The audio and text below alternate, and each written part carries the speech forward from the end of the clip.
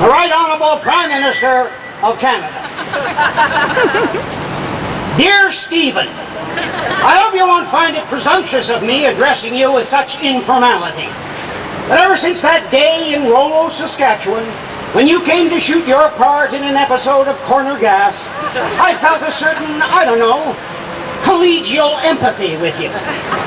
I have to say you were pretty good. You knew your lines, you hit your marks, you joked with the extras, you didn't take yourself too seriously. I have a great picture taken of us. You're smiling, I'm smiling, everybody in the picture is smiling. We're all having a great time. A bunch of actors and the Prime Minister of Canada relaxing after having done a little cultural work making some Canadian television. We were comrades in arms, treating each other with affectionate respect. So you can imagine my shock, disappointment, and pain that your boot in my privates delivered when you chose to characterize me and my kind as some kind of whining freeloaders on the public purse, contributing nothing to this society or nothing that was of any interest or value to ordinary Canadians. Now, I'm not sure who you mean by ordinary Canadians, but I assume they can't be any of the 1.5 million Canadians that watch Corner Gas every week. Because these people tell me, no, I haven't spoken to each one of them individually. But I have spoken to thousands and thousands of them over the years, and they tell me that they find tremendous resonance in the show. 2 weeks ago, at the wrap-up of the final season of Corner Gas, we had an open house at the Sound Stage in Regina. From early morning into the evening, fans by the thousands streamed through the facility. I was there to thank people for their support of Corner Gas and for their support of Canadian culture in general. But they wouldn't let me. They didn't want anything from me. They wanted to give me something. And by me, they meant the show and everybody who had worked on the show. So, you'd be included in this gift too, Stephen.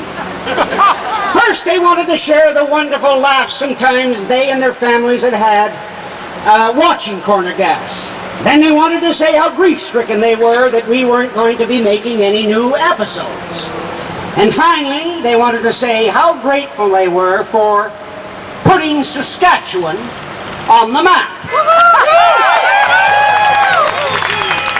Now let me translate that for you, Stephen, for fear you dismiss it as a bunch of elitists preoccupied by a niche issue.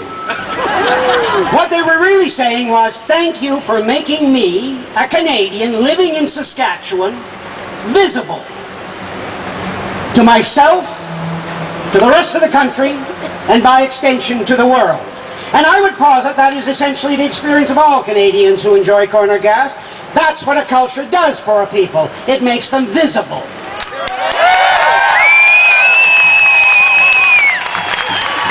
It makes them visible to themselves, to each other, and to the rest of the world in cultural terms, in imaginative terms. And in this country, that is an experience that is all too rare. Here we have to make do with the odd glimpses of ourselves in an avalanche of cultural product from everywhere else but Canada. One last point, Stephen.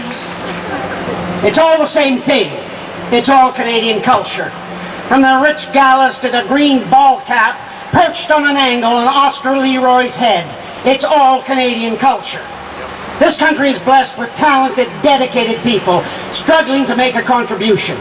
Your remarks only make that struggle harder. And to quote Oscar and my late father, that's just stupid.